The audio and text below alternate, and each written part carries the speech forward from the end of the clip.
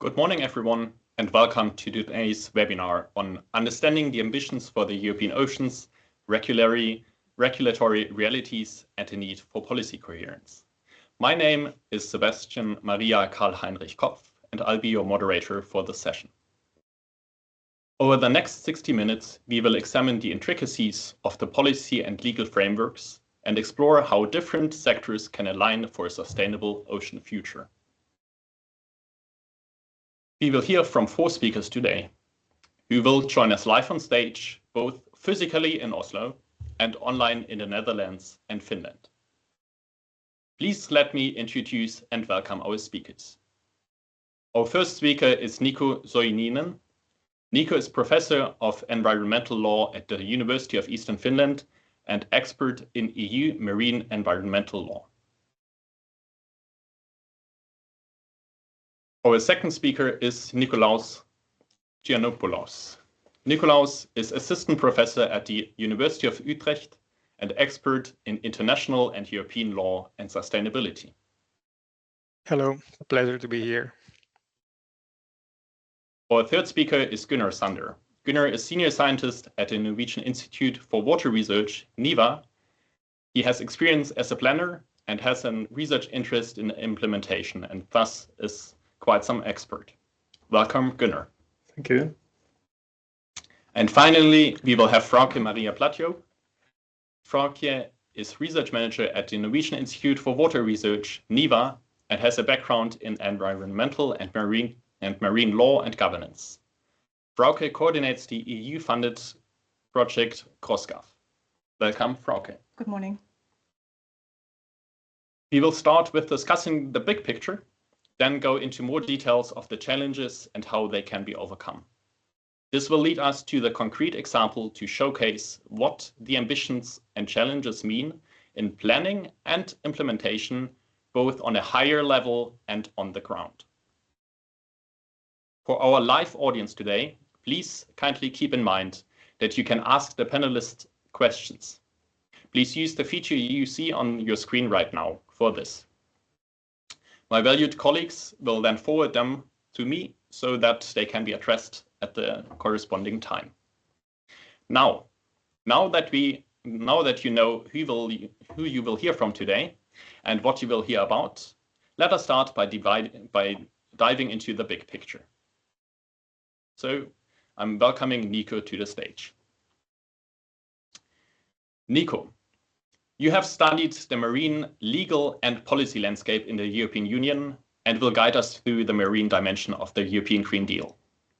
To start with, can you give our viewers an overview of the EU's legal and policy landscape for the marine environment?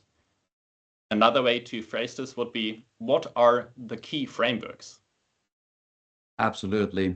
Thank you. I will just share my screen. So if we look at this really simple or really simplified figure here and the key EU-level legal and policy frames that it contains, we can already see from here that it contains a number of environmental protection policies on the right, then some economic and natural resource policies on the left, and at the bottom we see integrative policies that seek to reconcile and coordinate between these policies. Now we have excluded from the list security, tourism, maritime transportation, and other sectoral policies, mostly because CrossGov scope and focus hasn't been on those. And if we really briefly look at the environmental protection policies, we see the Habitats and Birds Directive there, which have basically established aerial and species protection measures already for a few decades. And the newest comer there is the Nature Restoration Law, seeking to restore also marine environment to an acceptable environmental status.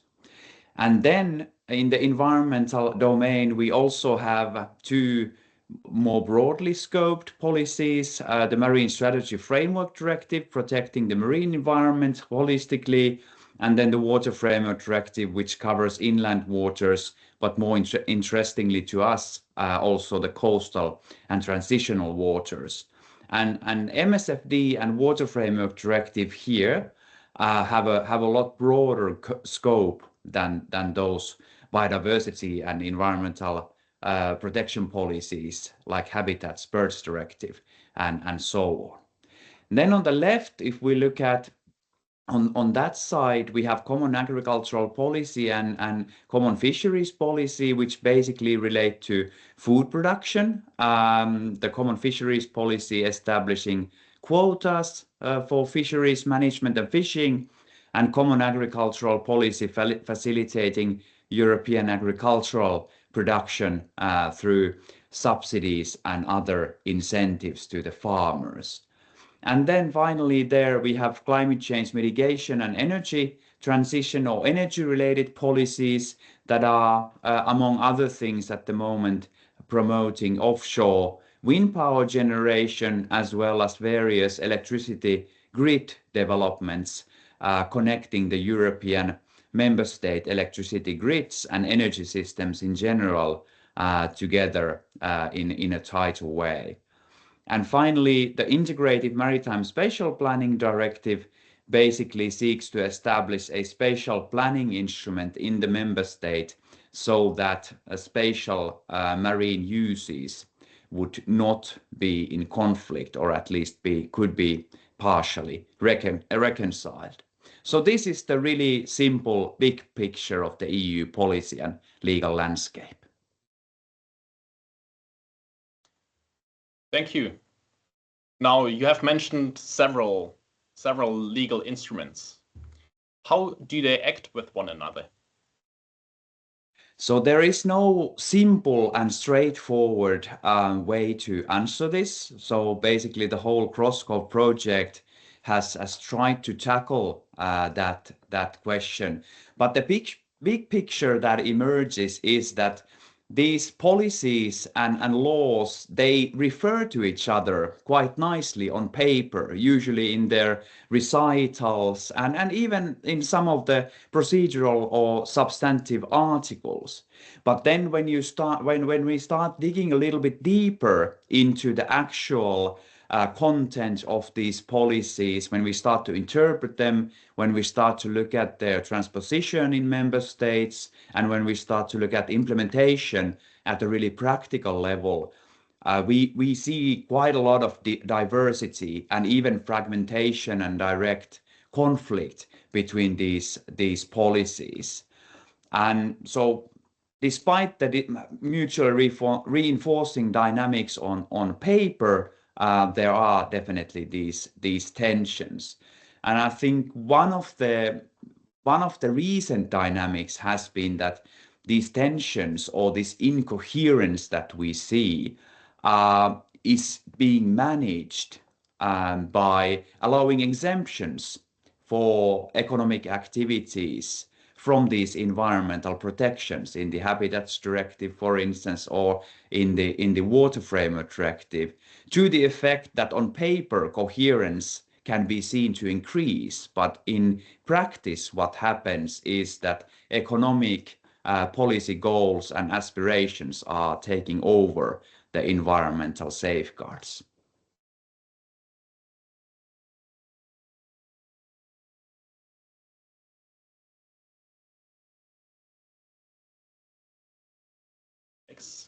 How do you characterize the relationship between economic objectives, such as resource extraction or development, and, for example, environmental protection efforts? So to put it really simply, the big picture is that the food production policies like the common agricultural policy and common fisheries policy, as well as the climate change mitigation and energy policies that are pushing for renewables, they mostly have economic objectives in mind or in the background, while obviously the environmental policies like the Habitats Directive and the Marine Strategy Framework Directive are trying to protect the biodiversity, but also the ecological functioning of the European seas. And the really kind of high-level big picture is a kind of collision or constant tensions between these two opposing poles, if you will. It seems like you are saying that there is an imbalance. So to say, where economic utilization is often prioritized over environmental safeguards. A question that one might ask here is, what steps could be taken to strengthen marine environmental protection within this framework? That's a very good question, and I definitely agree with that characterization. So with the recently adopted nature restoration law, that's definitely a step in the right direction, kind of returning or establishing a more balanced view to economic development and environmental protection in the marine domain. But as we also know, the nature restoration law was quite substantially weakened compared to its original proposal by the Commission. So it is not alone sufficient to remedy or balance the situation so that we would have both coherence in the EU policy and legal landscape, and that kind of coherence that would really balance economy and the environment. And for that reason, my key recommendation would be that there would be a clarification or strengthening even of the Marine Strategy Framework Directive goals.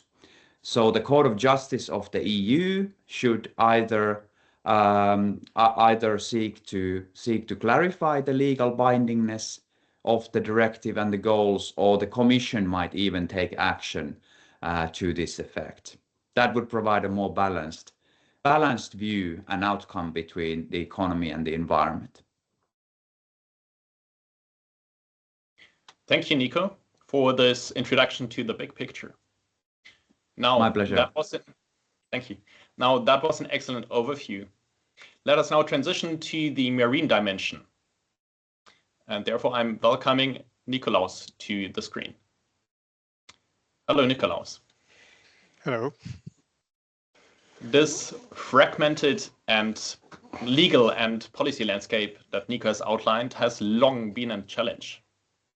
One of the ambitions of the European Green Deal was to improve policy coherence and balance economic and environmental priorities.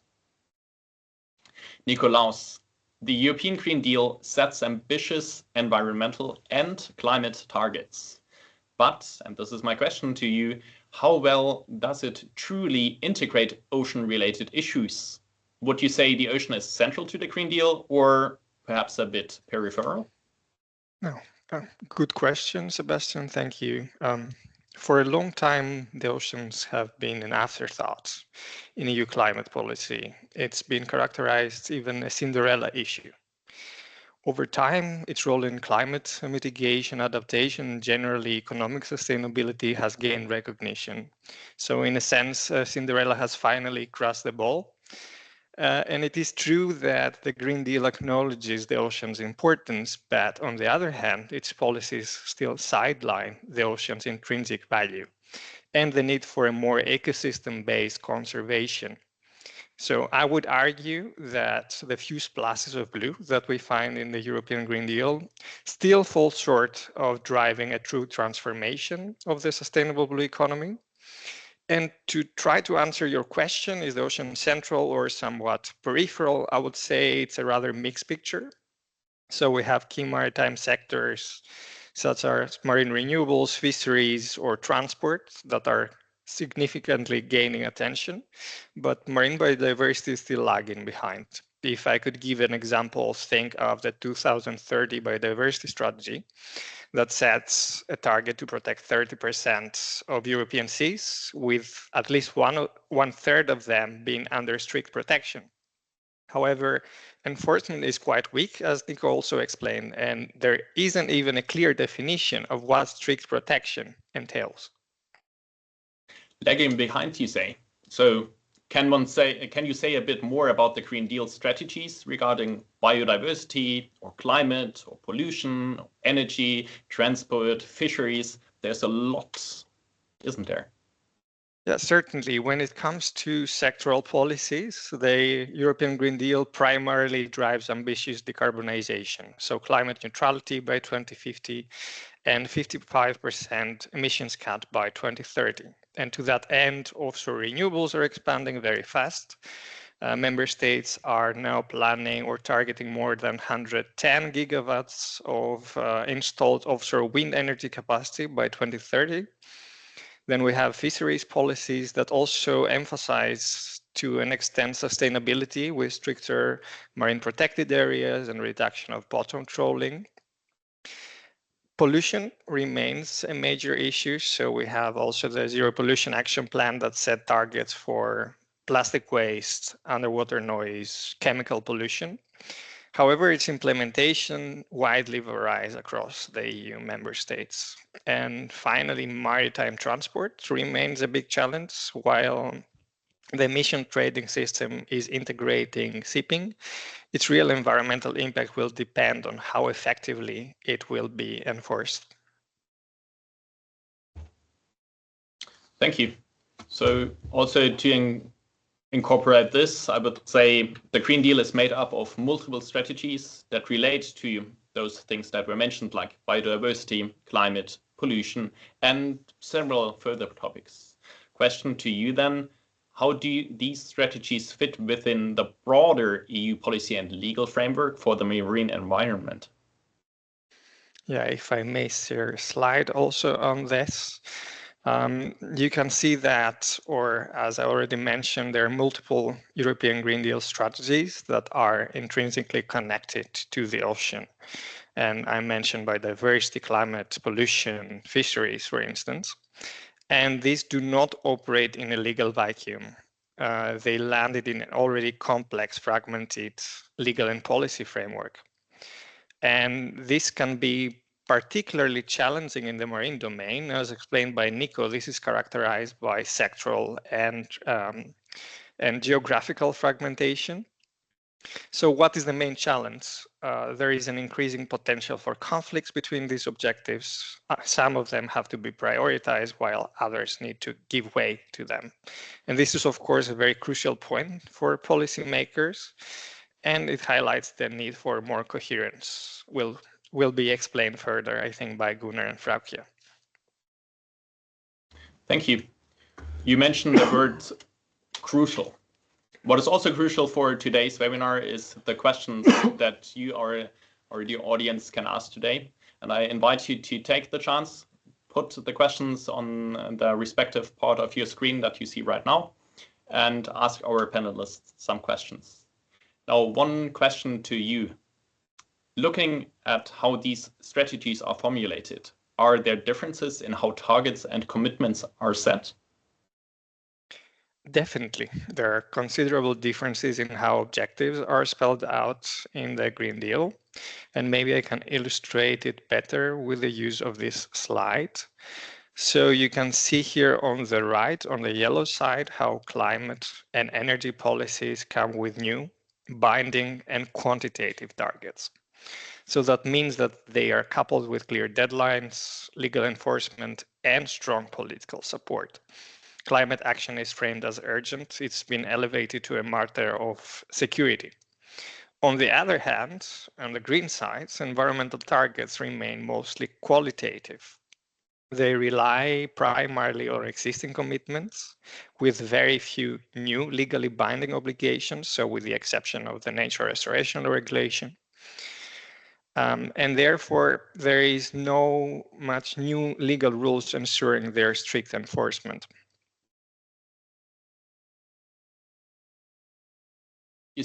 So what would you say, what are the implications of having quantitative, maybe enforceable targets in some areas, however, qualitative, maybe less binding commitments on others? Yeah, that creates an imbalance, as Nico also explained, that is also reflected in the legal framework. Climate mitigation is framed as a non-questionable priority that justifies derogations, emergency measures. Think of the REPowerEU emergency regulation, for instance, that even bypass democratic decision-making processes. And this imbalance is further accentuated by this lack of delivery mechanisms for biodiversity. So we have existing EU environmental laws, but these suffer considerable weaknesses. And the nature restoration regulation was a step towards stronger legal commitments. Unfortunately, as Nico said, its obligations got significantly watered down after almost 2 years of a roller coaster of negotiations among the European organs. In contrast, climate energy sector has seen a surge in regulations. Think of the EU climate law, Fit for 55 package. So the challenge ahead is ensuring that ocean protection moves beyond these voluntary commitments to have the same level of legal enforcement as climate targets. Thank you. Thank you. Now that we are going from the big picture to a more example-based point, can you give our viewers a clear example of where these different policy approaches lead to tension in marine governance? I think a good example is the potential for conflicts between offshore wind expansion and marine biodiversity conservation. So several EU strategies promote the rapid expansion of offshore wind to meet the climate targets. At the same time, we have to remember that the EU has pledged to protect 30% of its marine areas and restore all fragile marine ecosystems by 2050. Now you will ask, where's the challenge in that? The EU Commission suggests in its communications that this expansion will only take up, for instance, 3% of the marine space by 2030. But firstly, as is shown also here in this small picture, wind farms are more than wind turbines. So they require cables, they require pipelines, energy hubs, storage. So a whole array of installations come with them and has an incremental environmental footprint. And secondly, marine ecosystems are interconnected. So we have large-scale wind expansion that can disrupt habitats or species migration, food webs. And maritime spatial planning that was mentioned also is supposed to balance these competing ocean uses, but its implementation still varies largely across the member states. So without stronger safeguards, it could just become a tool for fast-tracking marine renewables. Thank you. So you mentioned fast tracking. What would you say, what are some of the uncertainties surrounding offshore wind expansion and what risks does this pose for marine biodiversity? The proliferation of this offshore wind brings both, I would say, scientific and legal uncertainties, and one major concern being their cumulative impact. While individual projects are subject to assessments, there is little regional coordination to evaluate combined and long-term effects in marine regions, like in the North Sea, for instance. In addition, the EU and the member states are betting a lot on untesting mitigation measures like noise reduction technologies or bird-friendly turbine coatings of offshore wind turbines. However, their effectiveness remains still uncertain. So rushing into solutions without solid evidence might risk unintended environmental harm. And there are also legal risks. So renewable energy is now classified as an overriding public interest consideration, allowing projects to bypass some environmental rules, the exemptions that Nico was mentioning. And in addition, I mentioned maritime spatial planning, but their incoherence also creates regulatory uncertainty. This could be potentially remedied by more regional initiatives like the Greater North Sea Basin Initiative. They could offer some solutions to ensure, for instance, that offshore wind and coexisting uses like aquaculture or passive fisheries align with biodiversity protection. And yeah, if I could also give my recommendation to wrap it up, I would say that we need stronger regional coordination and more coherent ecological assessments, because otherwise offshore wind risks becoming yet another stressor on already fragile marine ecosystems. And it is undisputable. There is a need for speed in the energy transition, but we must ensure that it doesn't end up being too fast and furious. Speaking about movies, a need for speed. Nikolaus, what you have described highlights a recurring challenge when different Green Deal strategies interact. Ensuring policy coherence becomes crucial. Competing priorities like renewable energy expansion and marine biodiversity protection. These can create challenges when policies are not fully aligned. Let us now move to Gunnar. Hello, Gunnar. Hello. Gunnar, you have worked for a long time as a planner. So you have been one of those who have produced these high-level objectives? Yeah, that's right. I worked in a municipality with very much cross-sectoral planning, and I experienced how we faced problems realizing many environmental ambitions, especially when many levels of governance were involved. And remember, in Norway, we have only 3 levels, and this is national. And then on top of that, as I will come back to, you have the international levels. So when I started to do research, I was interested in what happens after planning, and therefore I started to apply implementation theory. Thank you. So what should one look for when trying to find out if political goals are met? When you evaluate policies or plans, like the European Green Deal, for instance, you should look for the extent to which they have led to tangible results that change facts on the ground, as I tend to call it. Change will not be achieved until measures are applied that results in actions that change the behavior of someone. And in the context today, the behavior of someone for the better of the ecosystem of Europe's oceans and seas. So industries and municipalities, they must stop to discharge as much contaminants and sewage as they used to. And farmers must reduce runoff from their fields. And fishers, they should stop overfishing and apply harvesting methods that catch what it should and leaves other species and bottom habitats unaffected. But such changes, they will occur in concrete places. They're not abstract.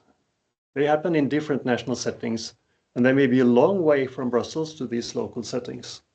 This does sound reasonable, but how can you find out whether these facts on the ground can actually be achieved? Or to put it another way, can you explain more about how you study what happens after a policy or a law is adopted?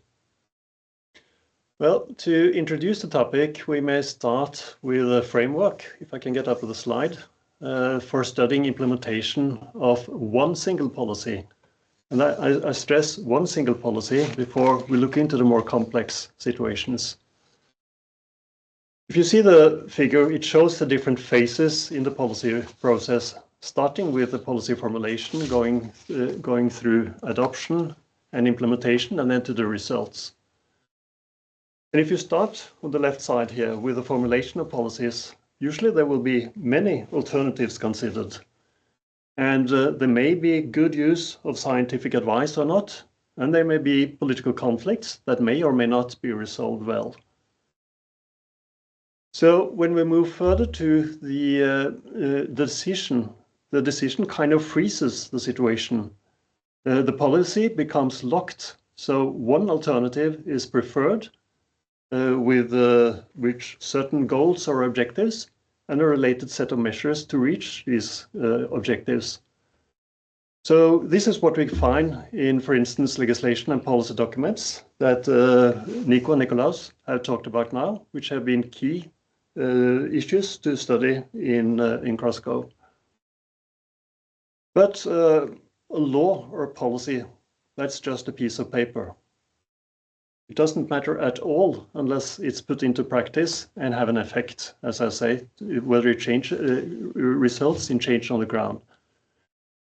And that's where the implementation phase come into consideration, where problems from the policy formulation phase may reappear.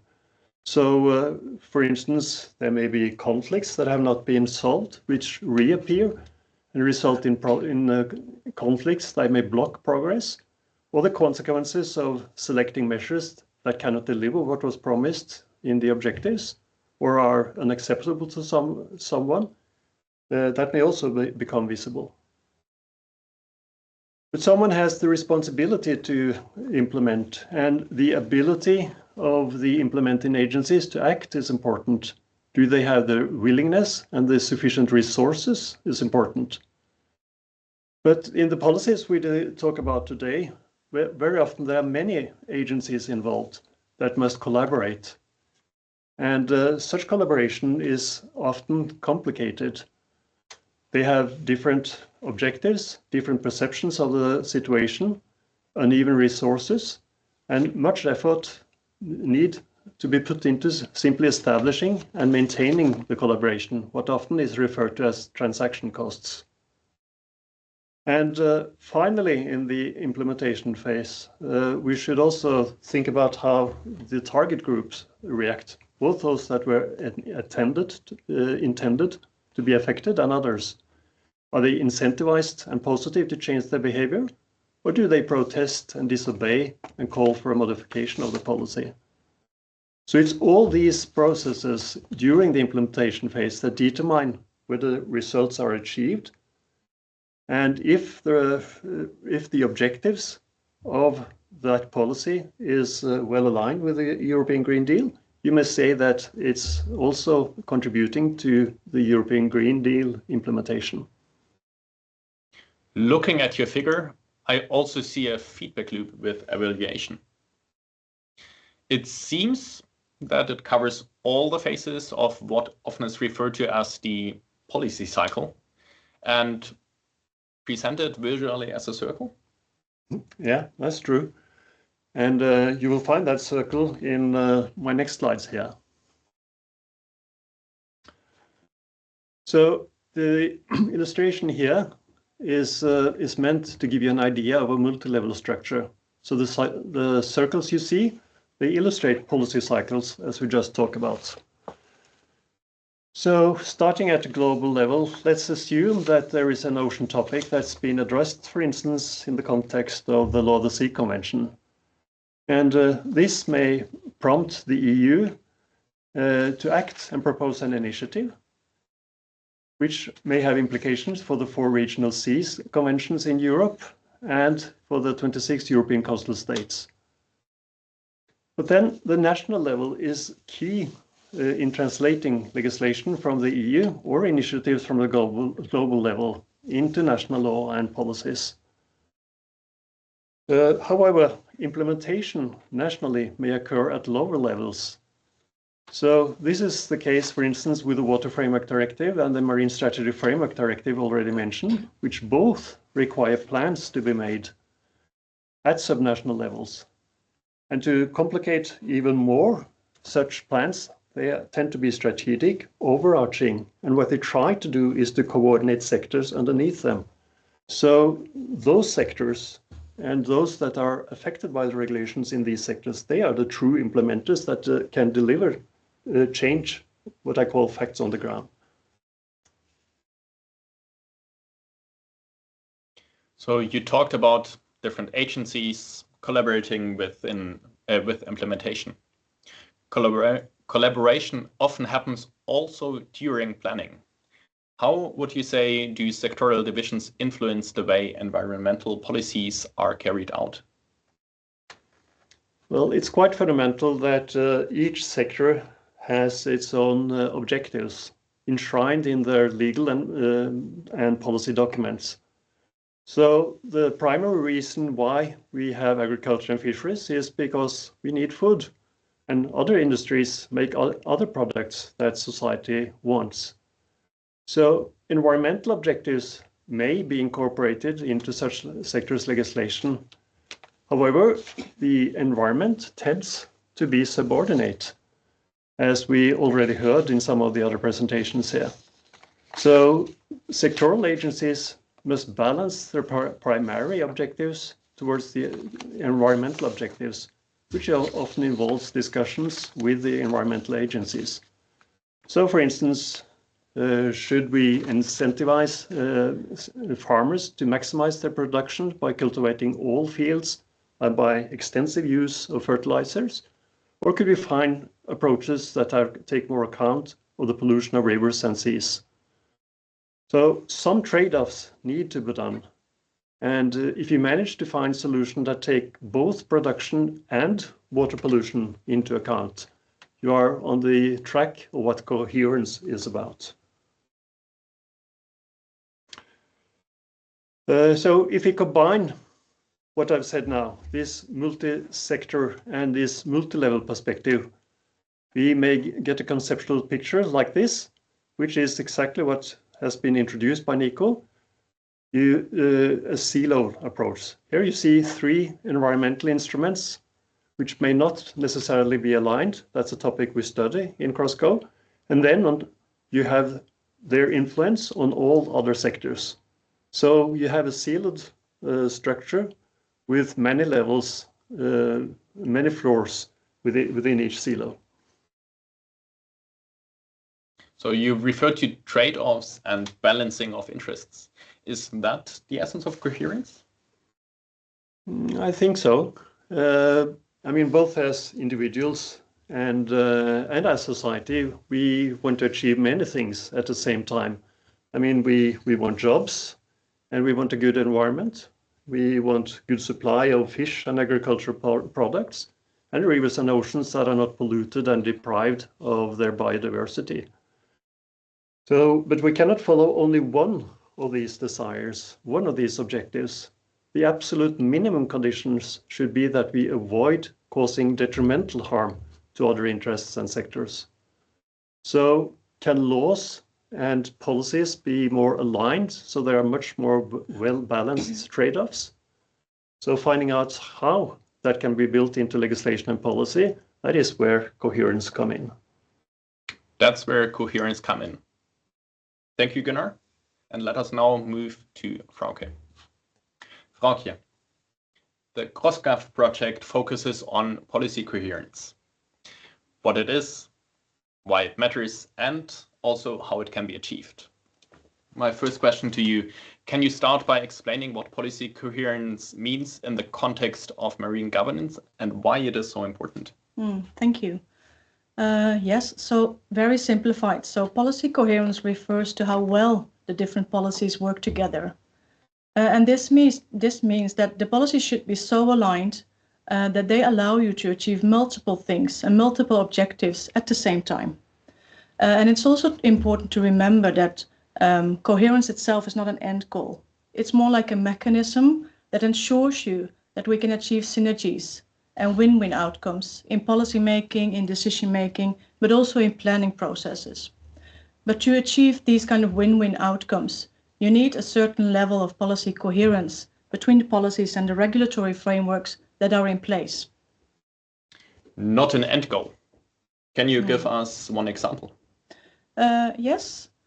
So, for instance, when we implement legislation related to renewable energy, which has been mentioned today earlier as well, that should not make it more difficult to implement the nature restoration law or the Habitats Directive or the MSFD. And in this regard, it's very important that we go beyond how things look like on paper.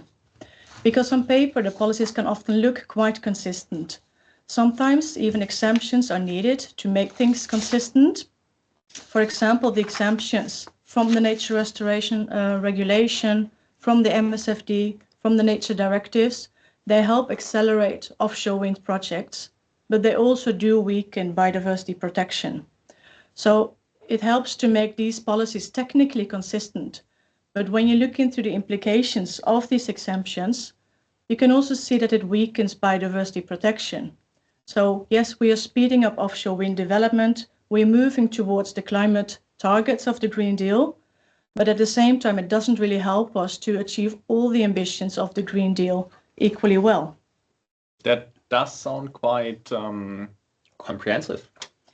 Yes, it is quite comprehensive because you need to understand how the policies work in practice and also how they influence one another. So it's not sufficient to just understand your policy or just understand your silo. You need to understand the interactions.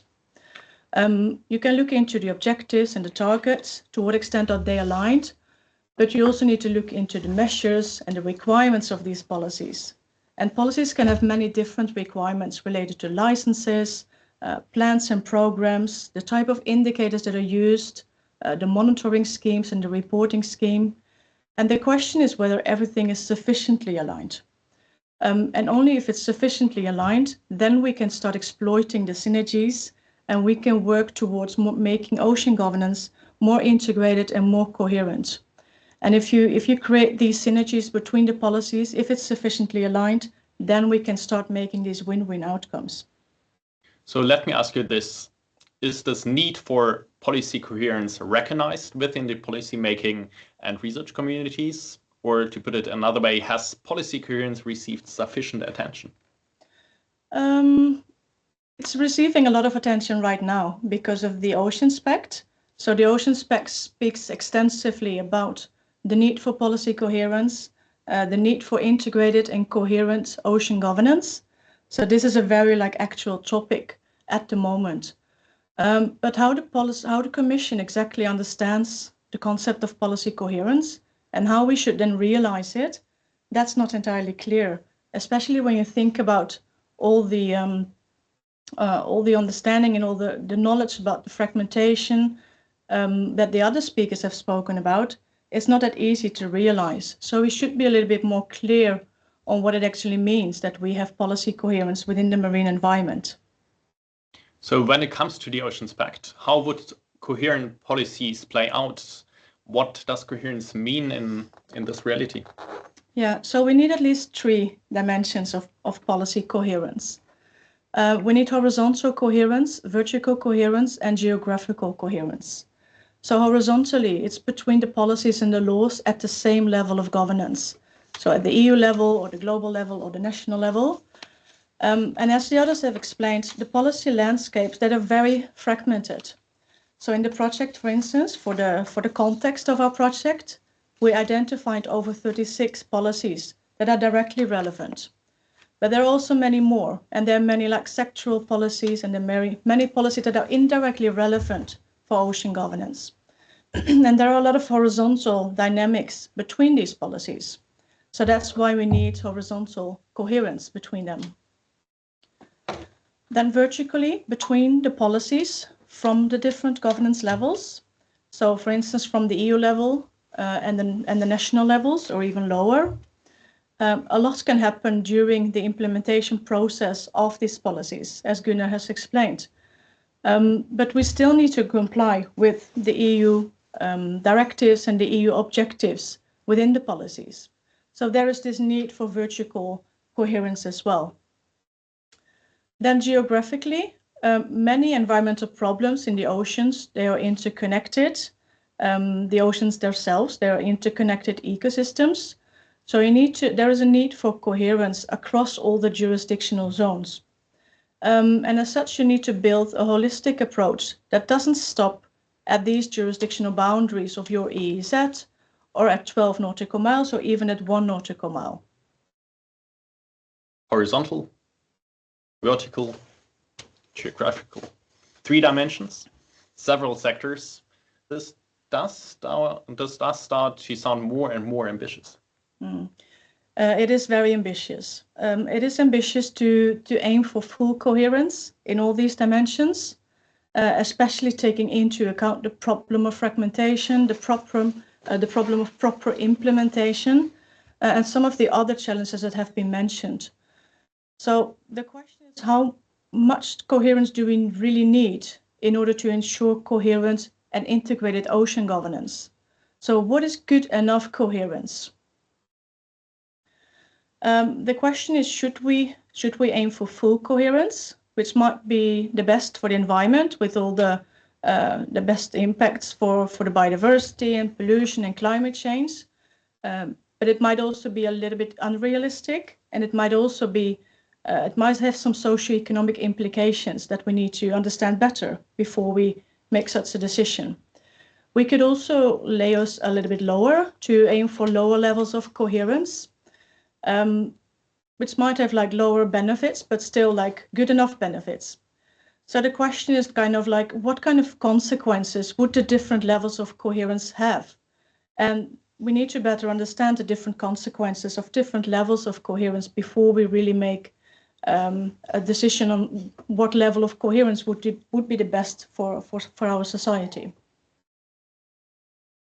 Based on what you have said, understanding the current level of policy coherence seems key to improving it. From a CrossGov perspective, what role does research play in identifying gaps and opportunities for better alignment? Yeah, so research is generally very important, of course. In CrossGov, we did a lot of research on the current levels of coherence, some institutional barriers, also trying to find opportunities to enhance coherence. But research itself, it's only half of the solution. So we need these actual science policy interfaces. We need to make sure that this knowledge and understanding is entering the policymaking arenas. And we also need concrete policy actions that respond to the research findings. And then, of course, we need to do much more research on policy coherence because there's still a lot of gaps that need to be filled.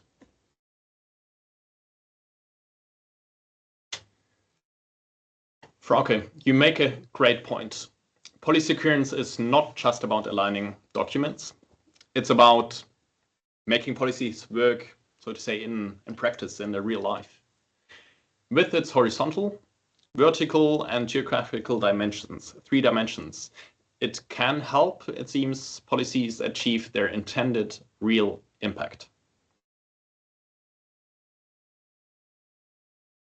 So at this moment, I would like to thank our speakers, both in the room and online, for sharing their insights so far. Thank you. We have examined, now I'm talking directly also to our viewers. We have examined today Europe's marine governance from multiple perspectives, and right now have arrived at the Q&A portion of our session, where we would love to hear from you. Please continue to use the Q&A feature on your screen to submit questions for any of our presenters. This is a great opportunity to delve deeper into the topics that we have discussed today. Whether you want to explore the Green Deal, marine dimension, the intricacies of EU policy implementation, or the importance of coherence in tackling fragmented governance. Let us now start with the first question. This one, just give me a moment here. This one goes as follows. You mention collaboration with different sectors in marine governance and policy coherence. I'm interested in knowing if you have encountered difficulties regarding transboundary issues between countries, for example, between Norway and neighboring countries, and how are you dealing with it? I can repeat the question, and then we might have someone online or in person to answer. I'm going to repeat the question for now. You mentioned collaboration with different sectors in marine governance and policy coherence. I'm interested in knowing if you have encountered difficulties regarding transboundary issues between countries, for example, between Norway and neighboring countries, and how you are dealing with them. Who does want to tackle that question? Wind in the North Sea could be a good example, Froukje, don't you think? And maybe Nico could say something about the Baltic and challenges related to pollution in the Baltic, eutrophication afterwards. Yeah. So in the project, we are doing empirical research on some of the sectors that we're looking into. Offshore wind energy is one of those sectors. And especially in the North Sea, we are very able to do comparative research between the North Sea countries, the Netherlands, Germany, and Norway, on how they regulate offshore wind energy, how they integrate biodiversity conservation in licensing procedures, in assessment processes. And there we have a good opportunity to compare what the barriers are, to what extent they are aligned or not, and to what extent it would like affect transboundary collaboration. I'm not sure if there are like any concrete findings yet. Maybe Nicolaus can share some of the findings so far, if there are any. But currently we are working on this topic, at least in the North Sea. If I may jump in on that point, thank you, Froukje. Yeah, we see, for instance, lots of issues with the cumulative assessments of the impacts of offshore wind in the whole region. So one of the issues is how do you measure the long-term and cross-boundary impacts of them? And the problem is that different member states utilize very different assessment methods. So coming up with a common assessment methodology for the whole region would be something that can improve coherence also about their plans. And then maritime special plan coordination would be another way to go around that or go about that. So the directive itself allows a very wide discretion on member states. So the maritime special plans of different countries are very different. Taking into account the countries that we are examining, I would say that, for instance, the Netherlands has already a third generation maritime special plan now. And it takes a quite sectoral approach in it, but it has a very regulatory planning. Whatever is found in the map is what has to be done in practice, so it's quite binding. While Germany doesn't have an equally regulatory maritime special plan.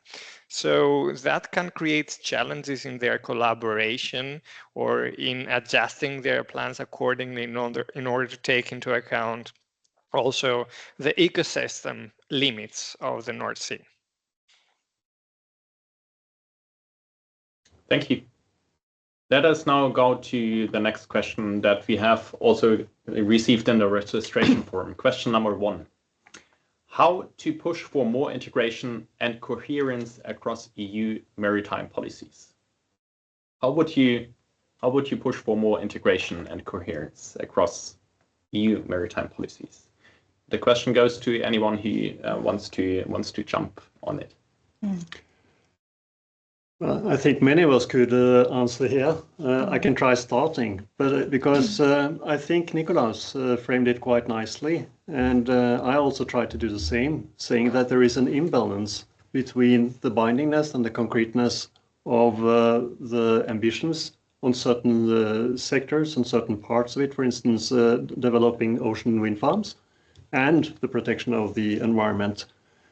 And Nico said also one of the things that I believe is a key recommendation, and that is we have to strengthen those directives that try to ensure that we don't go beyond the boundaries of the ecosystems. So the Marine Strategy Framework Directive, which is the absolutely most holistic ecosystem-based instrument that the EU has created, should have a clearer status. Because it's unclear, which Nico already said, what it really implies when it comes to the objectives of good environmental status. Thank you. Let's now move to a question that was both asked in the chat and in the registration form. You see this on the screen on number 4.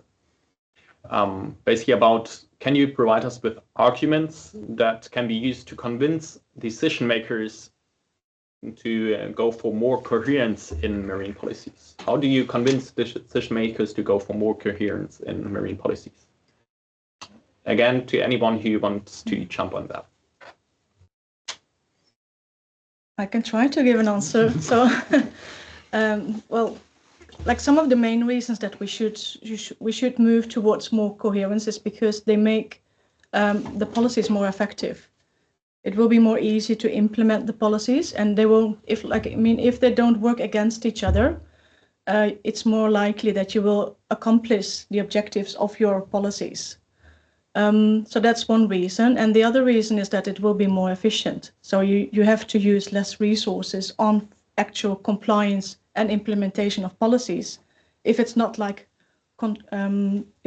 impeded by other policies and other dynamics and mechanisms working around you. So this reason of like effectiveness and efficiency are kind of the main reasons why we should argue for more coherence. Let me ask you a follow-up question on that, and again, to anyone who wants to answer that. We've come from the big picture to examples. Now, this webinar today is connected to the project CrossGov. To what extent can CrossGov results help the mission Ocean and Waters lighthouses to develop practical governance pathways for the respective region?